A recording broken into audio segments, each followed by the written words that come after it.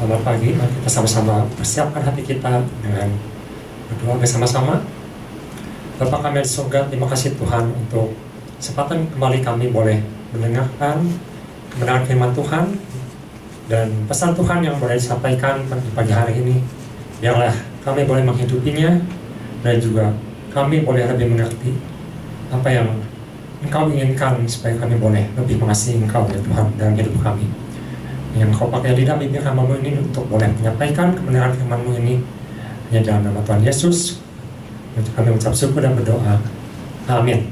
Selamat pagi, Shalom. Baik, pesan Tuhan minggu ini berjudul Apakah Engkau Mengasihi Aku?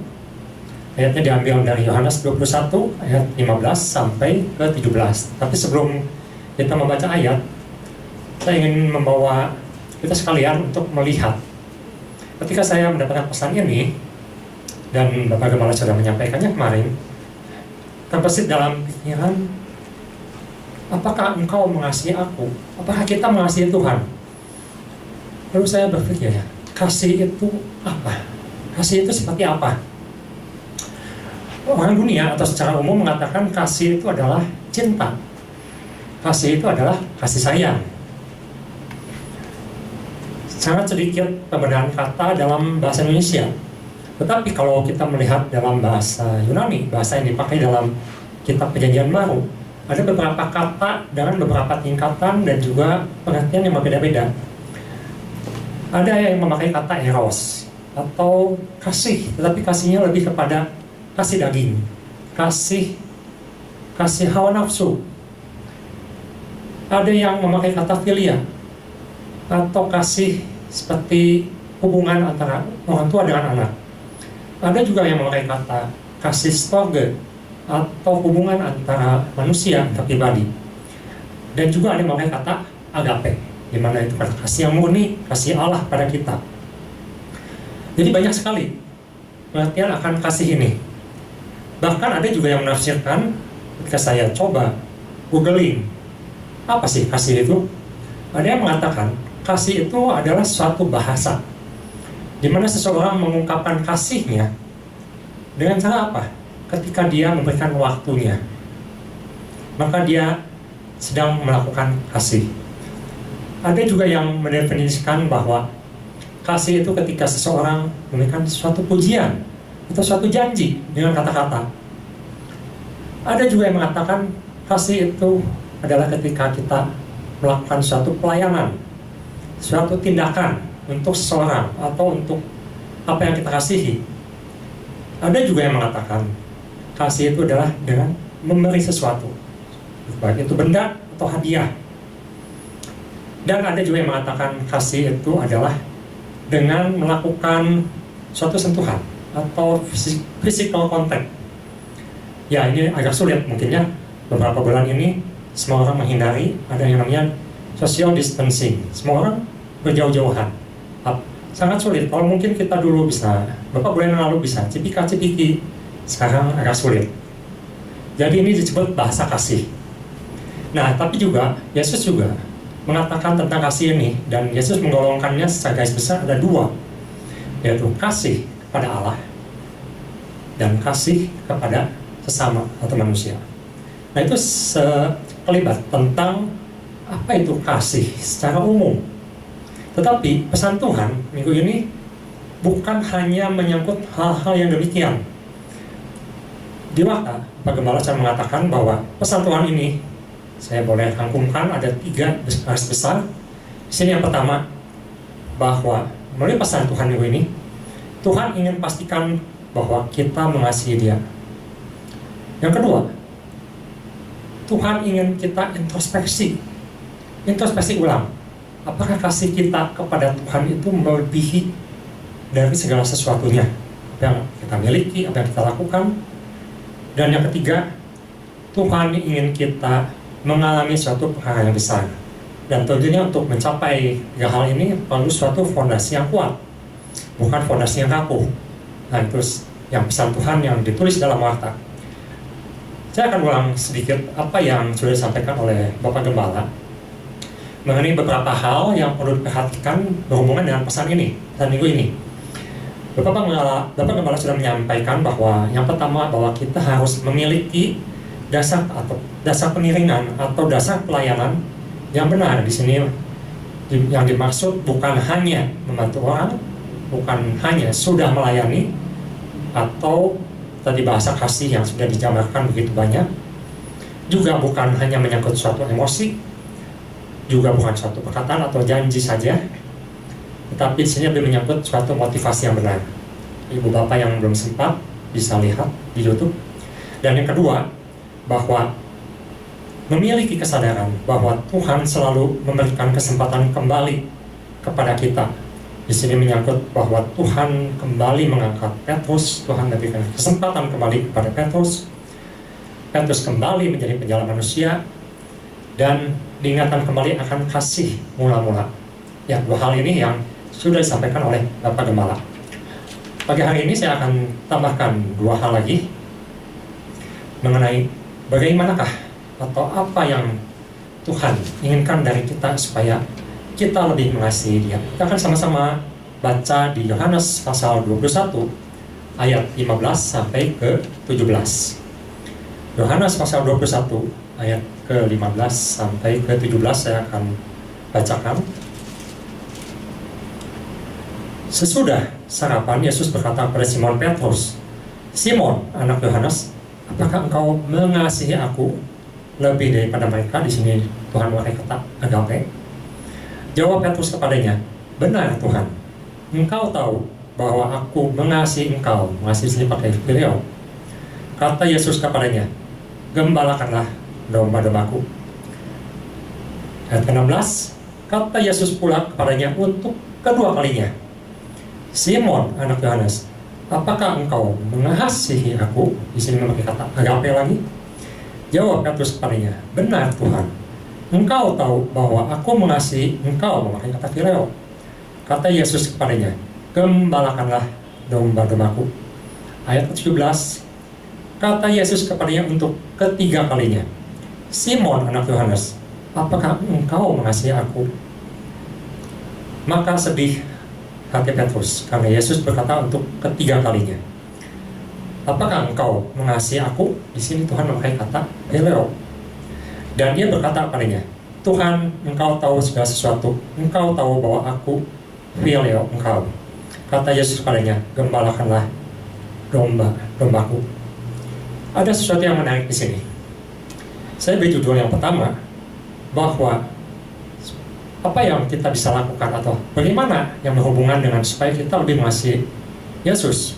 Yang pertama, kita harus selalu kembali arahkan fokus kita kepada Yesus. Sebenarnya ini sangat berhubungan dengan pesan minggu lalu, di mana pesan itu mengatakan tetap berlari. Ketika seorang atlet tetap harus berlari, maka ada hal-hal yang perlu diperhatikan. Dia harus berjalan sesuai track, sesuai dengan lapangan yang sudah dialur khusus. Dia tidak boleh menyimpang ke kiri atau ke kanan, tetapi dia harus berlari sesuai dengan jalurnya, dan dia harus melakukan sesuai dengan aturan yang berlaku, dengan hukum yang berlaku.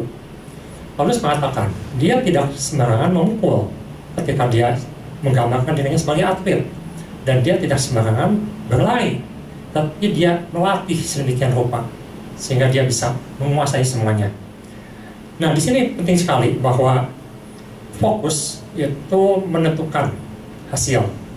Ketika kita fokus pada tujuan, ketika fokus pada Yesus, bukan fokus pada lawan atau pada yang lain, maka sasaran itu akan lebih bisa didapatkan. Sangat menarik di sini. Ada dua hal yang kita perlu perhatikan dan akan saya sampaikan, bahwa di sini penting kita harus bisa, untuk bisa fokus itu kita harus bisa membedakan. Coba kita lihat di Yohanes 21 ayat ke-7. Di situ dikatakan, maka murid yang dikasihi Yesus itu berkata kepada Petrus, "Itu Tuhan." Dan selanjutnya, jadi di sini ada satu orang murid yang ketika Petrus memutuskan untuk kembali menjadi nelayan, kembali untuk menangkap ikan, ada satu orang yang begitu cepat dan dia langsung sadar bahwa mereka telah berfokus pada yang salah, dan dia mengingatkan kembali, itu Tuhan. Ketika yang lain belum sadar, dia sudah begitu cepat sadar. Mengapa dia bisa sadar? Nah, sebelum masuk ke sana, saya ingin bahas sedikit mengenai ketiga hal atau ketiga kali mengapa Yesus bertanya kepada Petrus. Ketika saya pelajari tentang hal ini, ada satu sangat menarik. Mengapa Yesus bertanya 3 kali kepada Petrus? Kalau kita lihat karakternya Yesus itu adalah ketika dia jadi manusia, dia tidak suka sesuatu itu dipanjang-panjangkan. Dia selalu bicara itu to the point, langsung, tepat, efisien, gitu ya, efektif. Jarang sekali Yesus itu bertanya sampai 2 kali, sampai 3 kali. Dan saya menemukan di sini kok Yesus bertanya pada Petrus sampai 3 kali. Ketika saya coba cari ya, kapan Yesus itu melakukan suatu pertanyaan 3 kali dalam hidupnya, itu saya temukan ketika Yesus berada di Taman Getsemani. Di situ di mana Yesus mengalami pergumulan yang begitu hebat, begitu kuat, sehingga ia sampai 3 kali bertanya kepada Bapa, kalau mungkin Bapa, lakukan cawan itu daripadaku. Lalu di doa yang kedua kali Yesus mengatakan hal yang sama, lakukan cawan ini padaku ya Tuhan, kalau itu adalah kehendak-Mu, jangan, kalau boleh lakukan cawan ini. Dan ketiga kali Yesus bertanya atau mendoakan hal yang sama. Jadi ini ada sesuatu yang spesial. 3 kali Yesus bertanya kepada Petrus. Tentunya ini ada sesuatu maksud yang 2 ayat yang serius. Nanti kita akan lihat. Baik, kita kembali pada Yohanes. Mengapa Yohanes bisa begitu cepat mengenali bahwa itu adalah Yesus? Di sini ada 2 hal yang saya dapatkan. Yang pertama, Yohanes bisa mengenal Yesus karena dia dekat dengan Yesus. Suatu kedekatan dengan seseorang akan sangat mudah untuk mengenali orang itu. Ketika saudara dekat dengan seseorang, walaupun orang itu pakai masker, walaupun dia hanya berkata suatu kata-kata, mungkin ruangan yang gelap, ibu bapak atau saudara bisa mengenali, oh, ini adalah si Anu. Kenapa? Karena dekat hubungannya akrab. Dan yang kedua, bahwa dia punya hubungan pribadi. Di Alkitab dikatakan bahwa Yohanes ini adalah salah satu murid yang selalu dalam tulisannya dikatakan murid yang dikasihi Tuhan. Dan satu-satunya murid yang menuliskan bahwa dia adalah murid yang bisa menyandarkan kepalanya di bahu Tuhan. Jadi ketika seorang bisa mempunyai satu hubungan yang erat, maka dia akan bisa dengan cepat mengenali dan merespon siapa yang sedang berkata-kata, siapa yang sedang ada di hadapannya. Jadi 2 hal ini sangat penting untuk kita, untuk mengasah keintiman dan kedekatan lebih lagi pada Tuhan. Tadi cepat dikatakan, saya sempat katakan bahwa mengapa Yesus mengatakan 3 kali pada Petrus. Di sini sebenarnya ada satu hal yang sangat penting, di mana Yesus ingin Petrus lakukan sesuatu, dan itu diulang 3 kali. Kata apa itu? Yaitu apapun yang Yesus tanyakan, jawabannya adalah sama. Gembalakanlah domba-dombaku. Itu diulang 3 kali. Gembalakanlah domba-dombaku. Gembalakanlah domba-dombaku. Ini mengatakan bahwa Yesus ingin Petrus kembali fokus kepada panggilannya. Itu akan saya sampaikan lebih jelas di bagian kedua. Nah, jadi kita kembali pada Yohanes. Ketika dia dekat dengan Yesus, ketika dia intim dengan Yesus, apa hubungannya pesan ini dengan kita? Saya melihat bahwa ketika kejadian COVID-19 ini terjadi, sebenarnya kita bisa kembali kepada inti dari ibadah yang sejati. Di mana ibadah yang sejati itu ada satu hubungan pribadi antara kita dengan Yesus, antara kita dengan pencipta, antara kita dengan Allah. Karena itu jika Yohanes bisa mengenal Tuhan, itu disebabkan karena dia intim dengan Tuhan. Ini sesuai dengan, sebenarnya sama dengan visi tahun ini, connected juga. Kenapa dia bisa mengenal langsung bahwa itu adalah Tuhan? Karena dia tahu, karena dia dekat, karena dia connected dengan Tuhan. Jadi saat ini ketika COVID-19 terjadi, ini ada satu momen atau kesempatan kita untuk lebih meluangkan waktu, untuk khusus menyediakan waktu lebih untuk melakukan saat teduh. Kita harus lebih sering bersama Tuhan, kita harus lebih sering membaca firman, kita harus lebih sering merenungkan firman. Kita harus kembali fokus kita, bukan kepada hal-hal yang teralihkan. Kita bisa lihat di sini, ketika murid-murid fokusnya teralihkan, maka mereka tidak mendapatkan apa-apa. Kita kan lihat ya sedikit di pasal 21 ayat ketiga sampai ayat ke-6. Saya akan bacakan. Kata Simon Petrus kepada mereka, "Aku pergi menangkap ikan." Kata mereka kepadanya, "Kami pergi juga dengan engkau." Mereka berangkat lalu naik ke perahu. Tetapi malam itu mereka tidak menangkap apa-apa. Suatu fokus yang teralihkan tidak akan menghasilkan apa-apa. Ayat yang keempat, ketika hari mulai siang, Yesus berdiri di pantai. Akan tetapi murid-murid itu tidak tahu bahwa itu adalah Yesus. Ayat yang kelima, kata Yesus kepada mereka, "Hai anak-anak, adakah kamu mempunyai lauk pauk?" Jawab mereka, "Tidak ada," karena mereka sudah semalaman bekerja. Itu sama dengan ketika kita fokus kepada pekerjaan kita, ketika kita fokus kepada hasil yang ingin kita dapatkan, ternyata kita tidak mendapatkan apa-apa. Di masa COVID sekarang, banyak orang tidak bisa melakukan apa-apa. Ada sebagian mungkin harus melakukannya di rumah, masih bisa bekerja, tapi sebagian sudah dirumahkan. Ketika kita fokus hanya pada pekerjaan kita, ketika fokus hanya pada apa yang bisa kita dapatkan, hanya pada ikan, ternyata saya belajar di sini, kita juga belajar pagi hari ini, hal itu tidak menghasilkan apa-apa. Kita akan baca di ayat 6. Maka kata Yesus kepada mereka, "Tebarkanlah jalamu di sebelah kanan perahu, maka akan kamu peroleh." Lalu mereka mendapatkannya, dan mereka tidak dapat menariknya lagi karena banyaknya ikan. Di sini sekali lagi Tuhan mengatakan ketika kita fokus pada Tuhan, ketika kita dekat dengan Tuhan, ketika kita mau mendengarkan apa yang Tuhan perintahkan, maka sesuatu itu akan menghasilkan.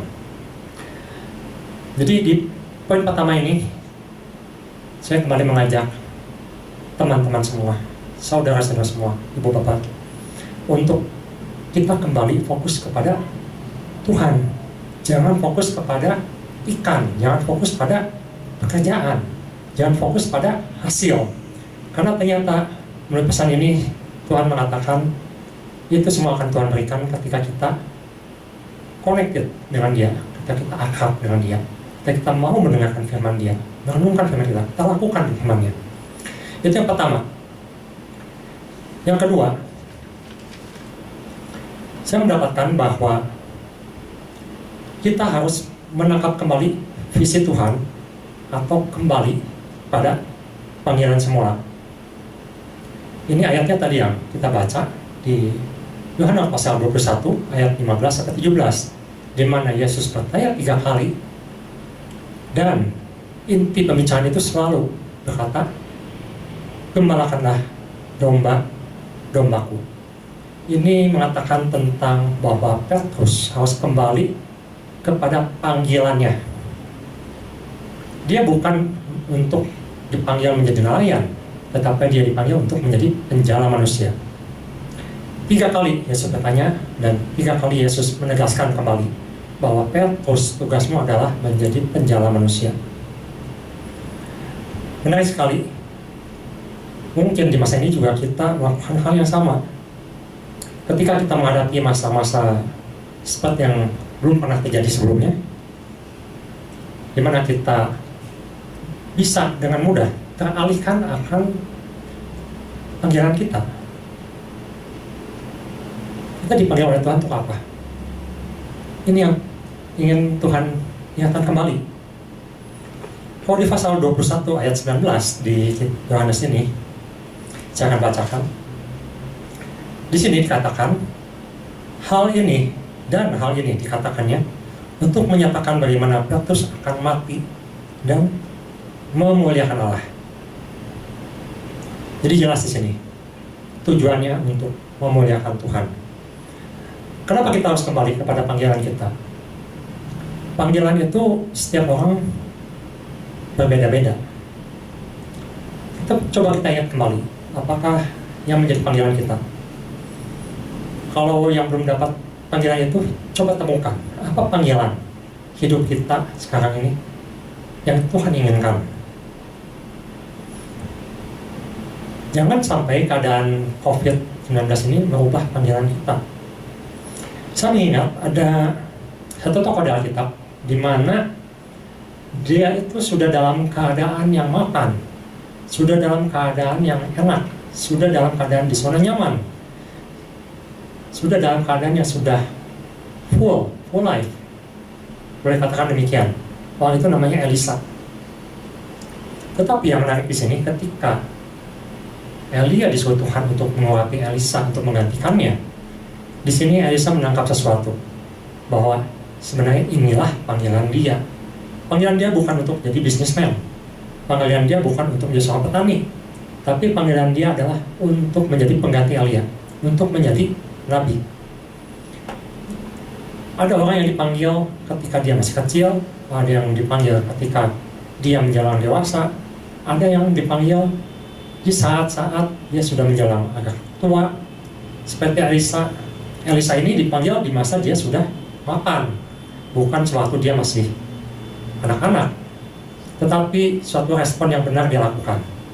Dia tangkap panggilan itu. Jadi di sini Tuhan mengatakan bahwa Petrus, engkau harus kembali menangkap panggilan. Engkau harus ingat panggilanmu yang mula-mula. Dan di sini juga Tuhan ingin kita kembali ingat dan dapatkan kembali apa tujuan Tuhan memanggil kita. Jangan sampai perkara COVID ini membuat kita menyimpang atau melupakan malah apa yang jadi panggilan kita. Dan kita harus mengingat bahwa kita juga dalam mengenai panggilan ini jangan membanding-bandingkan dengan orang lain. Di sini ada satu menarik. Ketika di pasal 20 dikatakan, ketika Petrus berpaling, dia melihat ada satu orang murid yang dikasihi Yesus sedang mengikuti mereka, yaitu murid yang pada waktu mereka sedang makan bersama duduk dekat Yesus, dan yang berkata, Tuhan, siapakah dia yang akan menyerahkan aku? Yang ayat 21, ketika Petrus melihat murid itu berkata pada Yesus, Tuhan, apakah yang akan terjadi dengan dia ini? Jadi di poin gue ini, ketika kita menangkap kembali visi Tuhan, yang pertama, kita harus ingat kembali apa panggilan kita, dan yang bagian yang keduanya, kita jangan terlalu membanding-bandingkan, karena panggilan setiap orang itu sangat pribadi sifatnya. Ketika Petrus bertanya pada Tuhan, Tuhan, apa yang akan terjadi pada Yohanes? Tuhan bilang, oh itu urusannya Yohanes dengan Tuhan, bukan urusanmu. Kamu itu lakukan aja tugas yang harus kau lakukan. Itu menegaskan bahwa kita harus lakukan apa yang kita lakukan, nggak usah banding-bandingkan orang lain. Mungkin kita bisa melihat, kok orang lain masih belum di PHK, kok orang lain masih belum dirumahkan, kok orang lain masih berjalan bisnisnya. Lalu saya harus ngapain? Kok saya mendapat bagian yang tidak enak? Tuhan bilang, coba ingat-ingat lagi, kamu dipanggil untuk apa dalam hidup ini? Bukan untuk sesuatu yang cuma materi. Dan Tuhan ingin kita jangan banding-bandingkan. Kita harus cari sendiri. Tanya Tuhan, Tuhan, melalui perkara ini, apa yang harus saya lakukan? Memang ini bukan satu hal yang mudah, karena ini memerlukan waktu.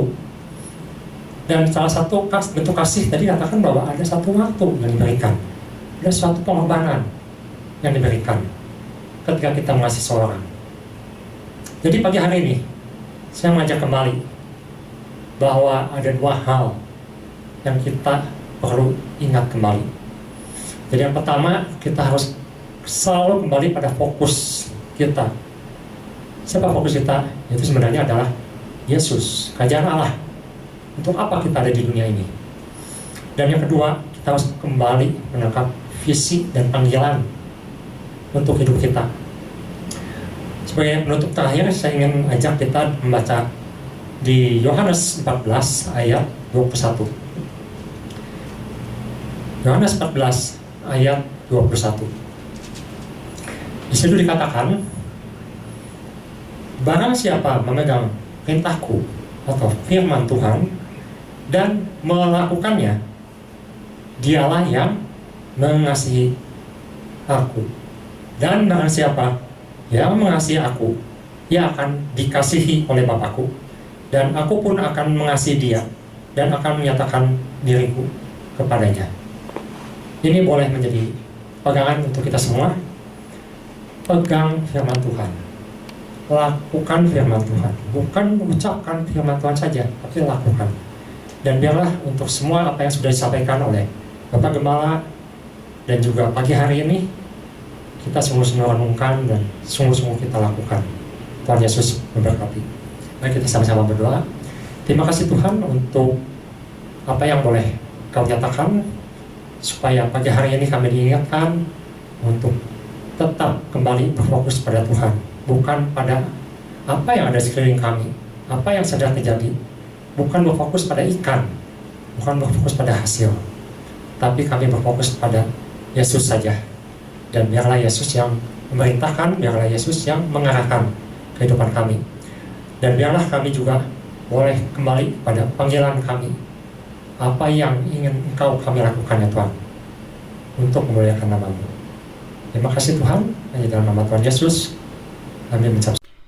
Shalom Jemaat Tuhan, saya percaya kita telah diberkati oleh pemberitaan firman Tuhan yang baru saja kita dengar pada hari ini. Dan saya akan memberitakan seputar kegiatan RDMB selama sepekan ke depan. Di hari Selasa sampai dengan Jumat ada 2 pagi yang akan diadakan pada pukul 8 pagi melalui streaming di aplikasi Zoom atau dapat dilihat juga di YouTube. Di hari Rabu ada Komsel yang akan diadakan pada pukul 7 malam. Dan khusus untuk Komsel Youth akan diadakan pada pukul 7:30 malam melalui aplikasi Google Hangouts. Di hari Minggu ada ibadah raya yang akan diadakan pada pukul 9 pagi melalui streaming di YouTube. Setelah ibadah raya pagi ini selesai, jangan kemana-mana dulu ya. Ajaklah anak-anak Anda untuk mengikuti ibadah sekolah minggu RDMB Junior pada pukul 10 pagi. Demikianlah seputar kegiatan RDMB selama sepekan ke depan. Stay anointed, stay healthy, stay safe, stay strong, and stay at home. God bless you.